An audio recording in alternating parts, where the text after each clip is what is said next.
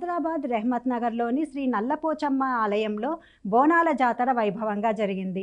ఆషాఢ మాసం పురస్కరించుకొని అమ్మవారికి భక్తులు ప్రత్యేక అలంకరణ చేసి పూజలు నిర్వహించారు. అనంతరం అమ్మవారికి బోనాలు సమర్పించి మొక్కుకున్నారు. అబ్బో, ఇక్కడ కేజీ చీరలు కొంటే అర కేజీ చీరలు ఫ్రీ అంట. మంగళ్య షాపింగ్ మాల్, కేజీల్లో సేల్, టన్నుల్లో ఆనందం.